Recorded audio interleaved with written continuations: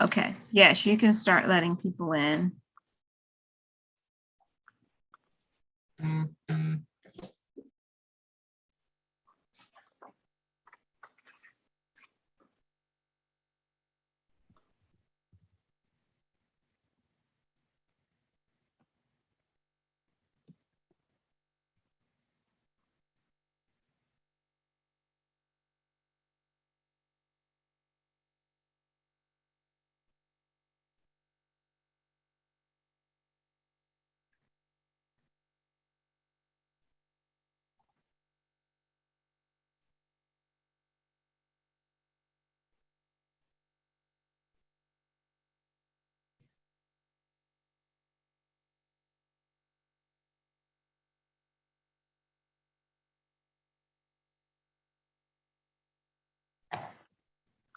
Good afternoon.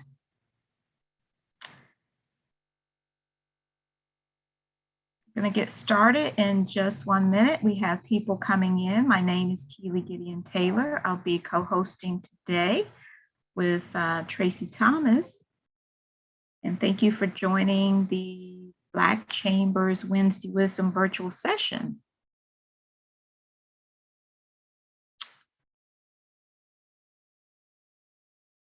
Okay. So we're going to go ahead and get started, and we'll have others join us where they are.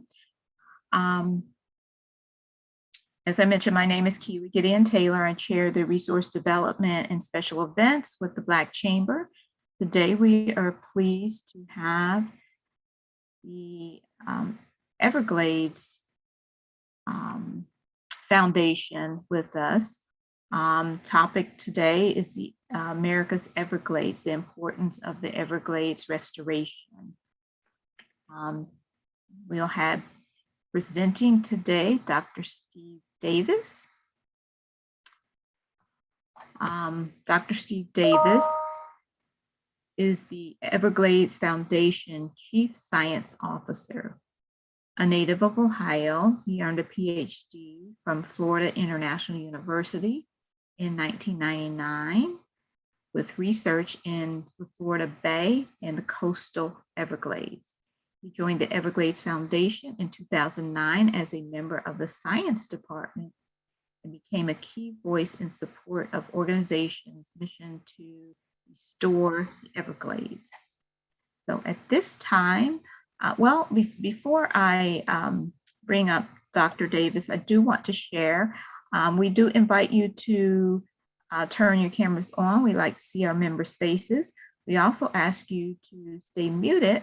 We will be monitoring questions in the chat. And at the end of Dr. Davis's presentation, we will entertain questions. So there's a snapshot of the day. Dr. Davis, the floor is yours. Thank you, Keely. We appreciate the opportunity to join you all this now afternoon. We have a presentation that we would like to share on the importance of Everglades restoration to those of us in South Florida. We recognize the value of clean water and healthy environment. And at the Everglades Foundation, we advocate for Everglades restoration. And part of that entails getting the projects planned and constructed that we need to restore this ecosystem that really helps to connect the flow of water from just south of Orlando down to Lake Okeechobee and then all the way down to Florida Bay and the Florida Keys. So we have an advocacy team that works to get the funding to build these projects. Our science team is focused on ensuring that these projects are planned and constructed to deliver the environmental benefits that were promised. And at the same time, we're focused on the future and educating the next generation of those Floridians that will be tasked with protecting this ecosystem once it's restored. To understand the changes that took place and the reason why we need to restore this ecosystem is we replumbed the Everglades nearly a century ago to allow for agriculture south of Lake Okeechobee that blocked the flow of water that historically went from Lake Okeechobee to the south. As part of that replumbing, there was a dike constructed around Lake Okeechobee that prevented that water from flowing naturally to the south. And as those agricultural communities grew, obviously, we did not want to harm those communities or the agriculture that existed there. So that water was sent to the east and the west, to the Caloosahatchee River on the west coast, to the St. Lucie River on the east coast. Over time, the changes resulted in the pollution of these watersheds. And so the water in Lake Okeechobee itself is polluted to where now when those releases, those unnatural releases to the east and west coasts occur, it carries loads of polluted water along with it. To the south, the water that the Everglades receives is largely the stormwater generated from that agricultural area south of Lake Okeechobee that's roughly the size of the state of Rhode Island. It's a massive area that I've highlighted in red there. And so that stormwater, along with what rainfall the Everglades to the south receives, is not enough to provide for the needs of that ecosystem. So we see changes to the south as a result. I mentioned that Lake Okeechobee is a polluted water body because of the phosphorus inputs from primarily from the north. Today, the watersheds to the north of Lake Okeechobee are primarily agriculture and contributing decades of pollution to the lake. But we also know that some of that pollution that's in the lake today came from the south, where that water was allowed to be put back into the lake as polluted runoff. So these maps show hotspots of blue-green algae on Lake Okeechobee over the last 2 years in the month of May. And the month of May is an important reference point because that's generally before the wet season starts. So before that pollution is flowing in from the watershed, and that we saw so much blue-green algae on the lake this year, even going back to April, was an indication that the lake is now in a self-polluting state, so that this toxic blue-green algae can form even without those polluted runoff inflows from the north. Here's an image taken earlier this year from near the Pahokee Marina. Some of you are probably familiar with this area, and this just really illustrates that, one, you can see this without satellite interpretation. It's a visible signature on Lake Okeechobee when these blue-green algae blooms occur.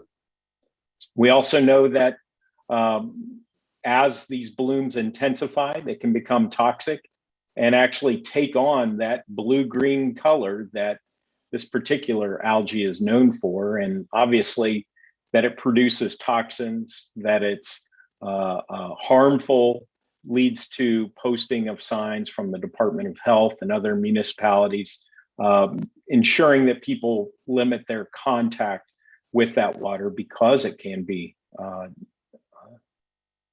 harmful to your health.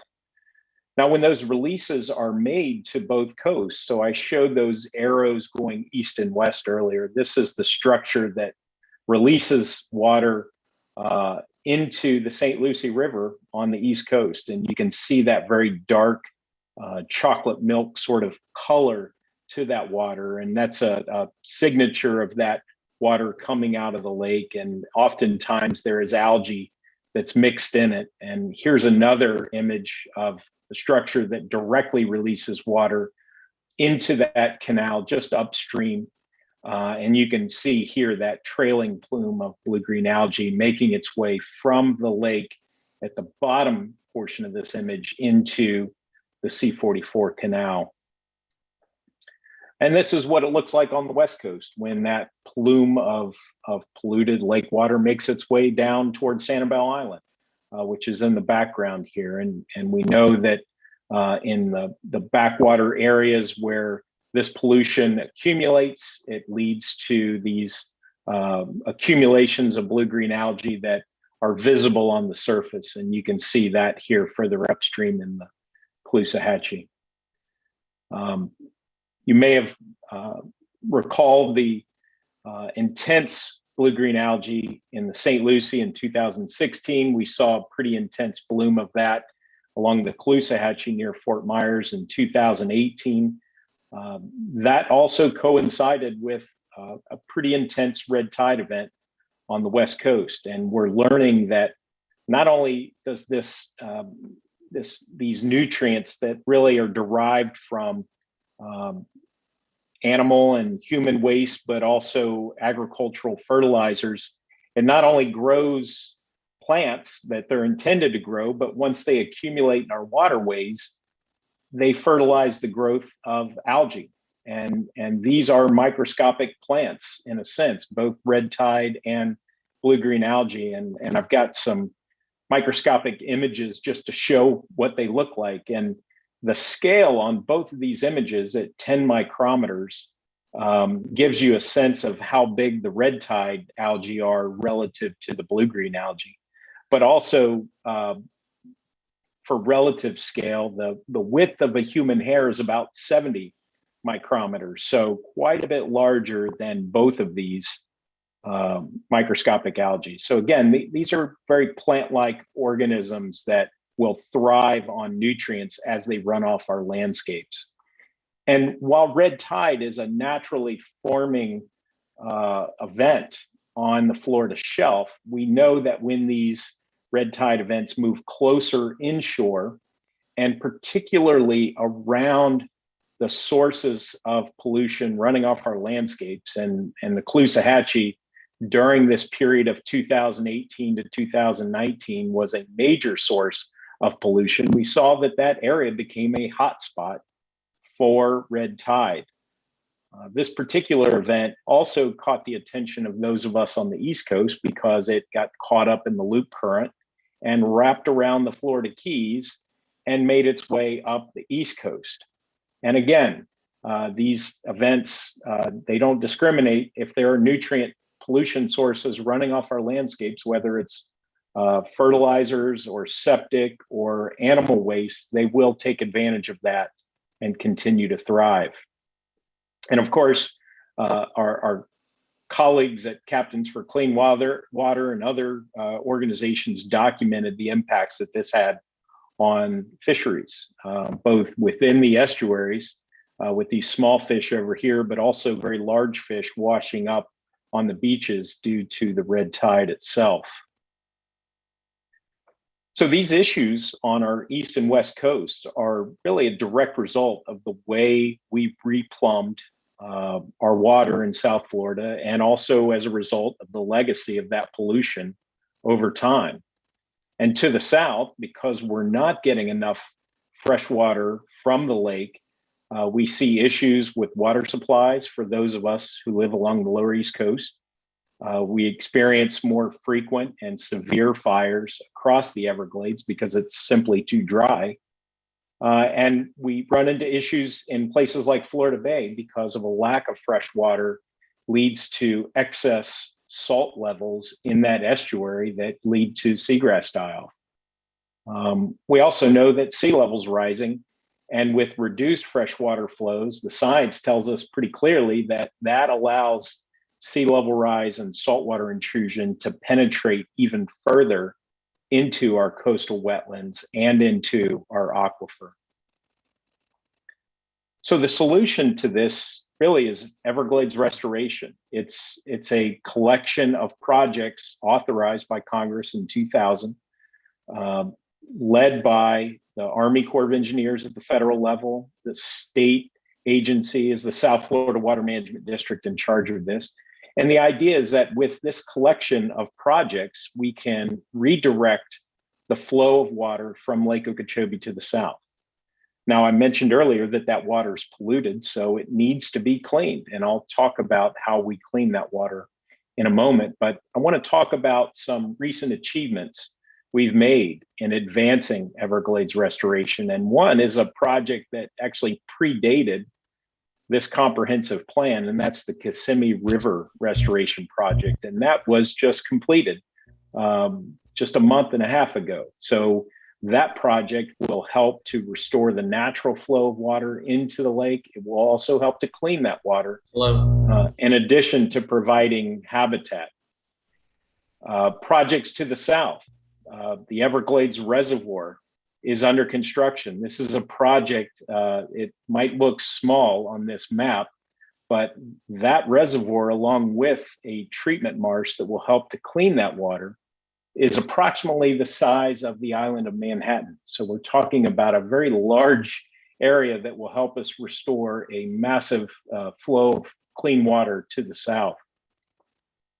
Other projects further to the south help to not only ensure that that water gets into Everglades National Park, but ensure that it stays in Everglades National Park. So this 8.5 square mile area seepage barrier, this large trencher that looks like a giant chainsaw here, helps us to construct what's called a curtain wall, which will keep water in Everglades National Park instead of flooding adjacent communities. So these projects collectively work to help us restore the flow of water to the south. And these projects collectively are water infrastructure. They may not look like the historic Everglades, but they're a necessary prosthesis for this ecosystem to help us redirect that flow of clean water from Lake Okeechobee to the south, and at the same time protecting water supplies and ensuring flood control for communities around the ecosystem. Now, I mentioned earlier that in order to send this water south, we need to clean it because Lake Okeechobee is polluted. The state has constructed more than 60,000 acres of treatment marshes along the southern rim of the Everglades agricultural area. And these marshes function to remove pollutants out of that water before it goes south into the central Everglades, the water conservation areas. This is that reservoir project I mentioned earlier, that these two parcels are just slightly larger than the island of Manhattan. So this is a pretty big area. These are big infrastructure projects that help us to protect our water, protect our environment. And as I mentioned earlier, that more water in the Everglades translates to more water for those of us who live along the lower East Coast. The Everglades itself sits on top of what's called the Biscayne Aquifer. And so water that's in this ecosystem not only provides for the habitat and the recreational amenities that this ecosystem provides us, but it also recharges that aquifer and allows those of us that live immediately to the east to derive our water supply from that to meet our daily needs. Now, you probably have heard lately about the calls for balance in the way we distribute water from Lake Okeechobee. And as part of this process that the Army Corps of Engineers has undertaken, called the Lake Okeechobee System Operating Manual, we're rewriting the rule book for how water is managed from Lake Okeechobee. And this all came about with the near completion of the repairs of the Herbert Hoover Dike, that rim of levee that surrounds Lake Okeechobee. And as part of this process, which has been ongoing for more than a couple of years now, will conclude actually within the next few weeks with the completion of the plan. What we expect to see, what Governor DeSantis has called for, what the South Florida Water Management District has called for, what the Army Corps of Engineers is aiming for, is a balanced plan, one that delivers more water to the south, particularly during the dry season when that water is needed, but also resulting in meaningful and equitable reduction in those harmful discharges to the east and west coasts, while protecting water supply needs for those areas around the lake. So we expect to see this balanced plan completed within the next couple of weeks. Now, I've talked a lot about sending water south and the importance of that for water supply, the importance of that for habitat. In general, we know this makes sense economically. And there was a economic study commissioned in 2010 by the Everglades Foundation and reconsidered in 2020, given what we know about climate change. And that study, in both instances, showed that for every dollar invested in Everglades restoration, $4 is returned to our economy. And it's largely in areas of water supply, real estate, habitat, fishing, boating, all those tourism-based values that we associate with this ecosystem. And we also know that our real estate values are tied to the health of the Everglades, in particular, the quality of that water. This was a study commissioned by the Florida Realtors Association showing that water quality, whether it improves or degrades, has a direct impact on our real estate. And those changes in water quality associated with lake releases, that polluted water can have a devastating impact on real estate, even in the short term. At the same time, if we can clean up that water, or if we can send less of that polluted water to both coasts, we have a strong benefit. So I'm going to conclude there and just say thank you for the opportunity, and please feel free to reach out to Sarah Carney or I if you have any questions, and we encourage you to check us out online or follow us on social media. So Keely, I'll end it there, and if there are any questions, I'd be happy to take them. Okay. There was a question in the chat asking to speak to the harm that septic systems cause to the water. So that's a great question, and septic is one of those technologies that really doesn't work well at a dense living situation or in the soils that we have here in South Florida that are very porous. Essentially, what comes out of the septic tank makes it into our waterways, especially when those septic systems aren't functioning up to standard. And once that pollution gets into our waterways, it accumulates. So areas that have a high density of septic, we see the impacts of that over time. And certainly in areas where we have a combination of septic and agricultural waste, we're seeing more severe impacts in our waterways. It's an accumulation of these nutrients, nitrogen, phosphorus in our waterways that contributes to these kinds of problems. Thank you. There was another, I'm not sure if this is a question or comment in the chat. It says I-75 impedes the flow to the south. Well, that's a great question. Tamiami Trail, which is US 41 further to the south, that has been a major impediment to the flow of water into Everglades National Park. But with the construction of the bridges and the subsequent road raising that will take place over the next few years, that will no longer be an impediment to flow. I-75 was built across Water Conservation Area 3 much more recently. So it's built at a higher elevation, and it also allows for more water to pass through it with large gaps, essentially a number of small bridges that allow that water to flow. There are some impacts of I-75 on the vegetation, and you can see that when you cross that road, particularly to the south. But it does move the quantities of water that we need to move under I-75 without the same degree of impact that Tamiami Trail has had in blocking flow into Everglades National Park. Thank you. Okay, I don't see any other questions in the chat, but we will entertain any questions at this time for Dr. Davis. If you have a question, please take yourself off mute and ask it. Hi, Keely.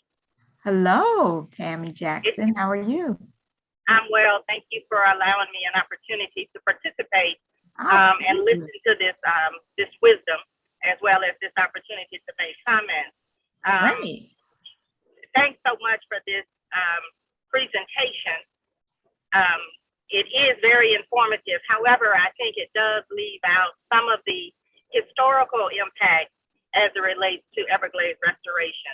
I think what should have been said is a lot of what has occurred to our ecosystem occurred in reality is with the development of Disney.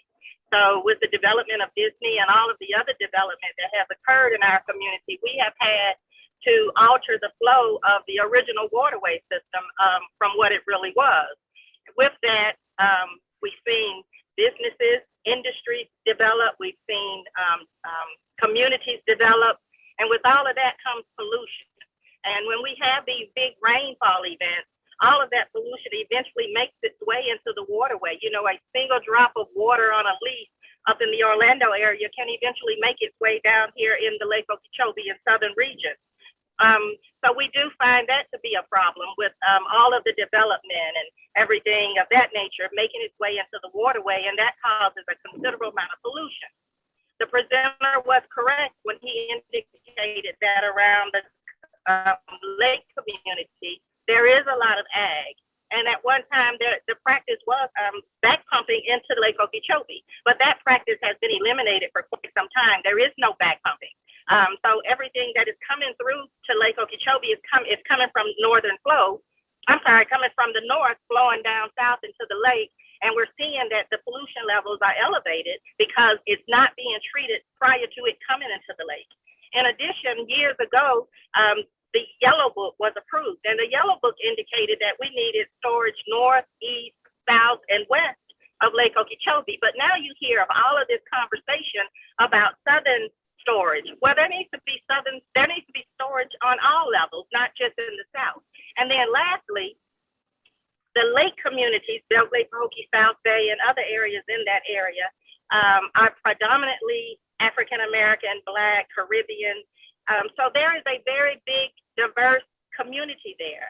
And when we talk about those communities, we really need to be sensitive of those communities and the needs of those communities. The people in that community, they have made certain that we have food on our tables every single day.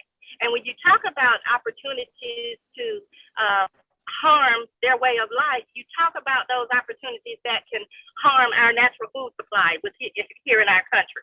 So, you know, I asked the question about septic, and there's a definite need to make certain that we're doing septic to sewer conversions everywhere, because we do know that we have aging septic systems that are leaking, and those aging septic systems are what's causing pollution to our waterways. We had some blue-green algae in some of our rivers and streams in the Martin, St. Lucie area. There is no release of water from Lake Okeechobee right now. That green algae is coming from the leaking septic systems that's going into our waterway. So, you know, while I agree that we need to have conversations like this, I also agree that we need to tell the total picture and not just a portion to fit the narrative. So again, thanks so much for allowing me this opportunity to speak and provide some input. Again, I'm Tammy Jackson Moore. I'm with an organization called Guardians of the Glades, and we are an advocacy organization that advocates on behalf of the residents in Everglades, Pahokee, and South Bay. Thank you, Ms. Jackson. Thank you, very helpful. And again, we're all of this is very helpful to our member base, and which is why we provide this wisdom, as you mentioned, you know, every other Wednesday. So I appreciate your comments. Yeah. Are there any other comments, suggestions? You guys are a quiet bunch, but we still have a little bit of time before we give you back your afternoon. Hey, Keely, this is Leontine. Hi, Leontine. How are you? Hi, Dr. Davis. My name is Leontine Brown. I actually am a executive board member of the chamber as well. I serve not only on the executive board, but also serve as the social justice and advocacy chair committee chair that we just started with the Black Chamber. And so I love our Wednesday wisdom that Keely and the resource development team have created. And generally, organizations, individuals will come to our Wednesday wisdom, not only to give wisdom, but also to ask for something from our membership in terms of, advocates to advocate for a particular thing or to provide information. And so I'd like to understand what your ask is of our membership here today. What do you want us to leave here with? And then I want to advocate on the behalf of something from the Everglades Foundation. So I want to ask that particular question first, and then have an opportunity to give an ask as well. Well, thank you for that. I think our ask is to engage on this issue. This is really about the future of Florida. It's about protecting our water, not just for those around the lake. Obviously, those communities are important, but it's really our water in South Florida. It's water for the Everglades, it's water for our estuaries, and it's protecting both the quantity and the quality of that water. We dump way too much water to the east and west coast, and we think about communities in the arid Southwest that they're running out of water supplies. And when you talk to folks that live out there and let them know that we dump tens of billions of gallons of fresh water each year simply because we have no place to put it, it really gets back to the need for Everglades restoration. And the reality is we have plenty of water here in South Florida. Obviously, we have water quality issues, and Ms. Jackson Moore certainly raised some of the water quality issues. There are others in addition. But it's about protecting our water. And we do that through Everglades restoration. We do that through storage. We do that through treatment and conveyance. And these infrastructure projects are the key to doing that. Understood. Thank you so much for that. And I'm looking forward to not only learning more, not only from the Everglades Foundation, but also from Ms. Jackson Moore and Guardians of the Glades, and learning more about what we can do as a chamber of minority communities to advocate on the behalf of those communities. And so my ask of the Everglades Foundation is to also partner with the Black Chamber. As Ms. Jackson Moore mentioned, historically, as new industries have entered into the Glades area, I want to make sure, and I'm sure the members of the Black Chamber want to ensure that those residents that have been in the Glades community, have historically been there, also benefit from the industries that come there, from the advocacy that has taken place there. And so it is my desire to partner with you all as we advocate on the behalf of the residents in the Glades area, that you will partner with us as well. And when we see that industries are there, how do we ensure that the residents there get a portion of those jobs? They get a portion of those grant dollars that come into the area. Whatever it is that we need to do as a chamber, I would like to support. But I also would like to support with the help of the Everglades Foundation. And so that's also my ask of you here today. And I know that there will be continued conversations, but I wanted to be clear about what your ask was of us here today, and then also to make an ask of you as well. Well, thank you for that. And just to reiterate, our role is just in educating communities, getting people to understand what this big picture restoration program is about. We're also here, to engage and to work with you and to provide resources and information as needed. So we're happy to do that. Great, thank you. Thank you, Leontine. Thank you, Thank Dr. you. Davis. I'll entertain one more question or comment, and then we're going to continue with our program.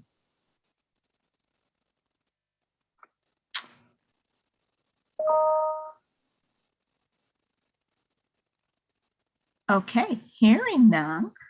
I want to thank Dr. Davis for presenting to us today and the Everglades Foundation. We look forward to working together in the future. And I just want to share with those of you on the line, in this Wednesday Wisdom session, we do invite members and organizations to share, educate with us on Wednesdays. You can contact me through the Chamber website or events@blackchamberpbc.com to get on our calendar. But the purpose of these sessions is to inform and educate. So at this time, I'm going to turn it over to Tracy Thomas, who's going to highlight some of our newest members to the Chamber. Tracy, the floor is yours. Yes, thank you, Keely. And again, good afternoon, everyone. My name is Tracy Thomas, for those that are just jumping on most recently, and I'm the Office Manager and Communications Manager with the Chamber. We are open arms as far as members and new members. If you're on this call and you're already a member, thank you. If you are not a member, please get with me. I'd love to get you set up and to share those benefits that we offer as a chamber. So our most recent members I'm going to mention, and I'm not for certain if they're on or not, but definitely I want to make sure that they are recognized. We have Emerald Point Title LLC. We have Law Office of Edric Barnes, Peggy Adams Animal Rescue League, the Fellas Media, the Leadership Haven, Resource Center LLC, and we have our UR Gains Fitness LLC. Those are our newest members. And again, we invite you to become a member of the Chamber. You can visit our website. We do have a new level that we've rolled out as far as membership. There is a micro business level, which is right under the individual level. So if you have any questions in regards to membership, visit the website, or you can email us directly at info@blackchamberpbc.com. Thank you, Keely. Thank you, Tracy. Thank you, Tracy. We've got quite a few new members joining this last week. And if you are not a member, we invite you to become a member. You can visit our website or contact Tracy at info@blackchamberpbc.com. I want to share, I hope you, some upcoming events. I hope you will join us next Wednesday. We've actually got a bonus Wednesday Wisdom for October, being that it's Cybersecurity Month. So we will have C&W Technologies. If your business is hacked, will you be ready? So we invite you to be there. You can register for that event through our website. And in November, we've got Thanksgiving hosted by TrustBridge. So as we're going into the end of the year, it's an opportunity to just take a breather and learn some techniques for dealing with all the hustle and bustle. Again, I want to thank the Everglades Foundation, Dr. Davis, the environment. The Everglades are an important source for us here in Palm Beach County. So we do want to preserve that, and all of us need to be engaged. Today's session, in addition to the Everglades Foundation, which was a host, our Wednesday Wisdoms are presented by the Black Business Investment Corporation. So we want to thank them. Ladies and gentlemen, Have a great afternoon, and thank you for supporting the Black Chamber of Commerce of Palm Beach County.